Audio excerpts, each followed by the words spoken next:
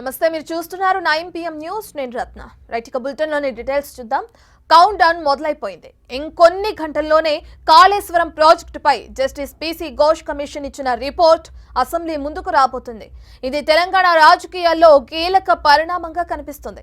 శనివారం నుంచి జరగబోయే అసెంబ్లీ సమావేశాల్లో కాళేశ్వరం కమిషన్ రిపోర్టుపైనే ప్రధానంగా చర్చించబోతున్నారు.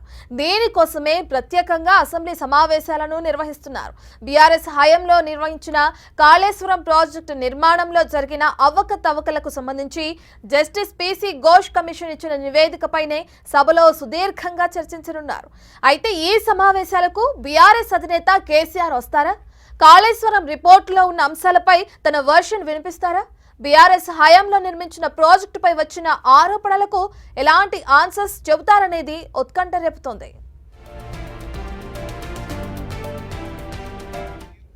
కొన్ని రోజుల కిందటే కాళేశ్వరం కమిషన్ ఇచ్చిన రిపోర్టుని రద్దు చేయాలంటూ కేసీఆర్ హైకోర్టుని ఆశ్రయించారు. రిపోర్టుపై మధ్యంతర ఉత్తర్వులు ఇవ్వలేమని ధర్మాసనం చెప్పడంతో ఆయనకు ఎదురు దెబ్బ తగిలినట్లయింది.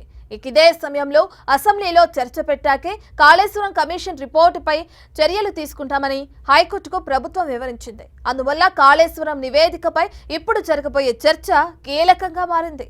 ప్రధానంగా కేసీఆర్ సభకొస్తారా లేదా అనేది కూడా ఆసక్తి రేపుతుంది. ఆయనే నేరుగా అసెంబ్లీకి హాజరై కాళేశ్వరం కమిషన్ రిపోర్టుపై సభా వేదికగా సమాధానం ఇస్తారా లేదా అన్నది ఇంట్రెస్టింగ్ గా మారింది.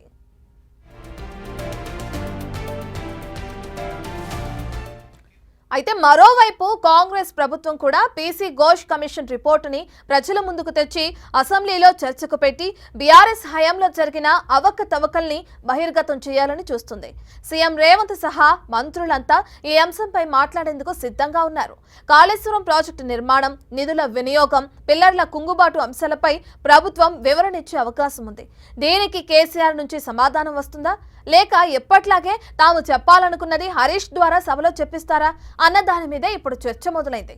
అసెంబ్లీలో చర్చ తర్వాత కాళేశ్వరం వ్యవహారం కీలక మలుపు తీసుకునే అవకాశం ఉందనే వాదనలు కూడా వినిపిస్తున్నాయి.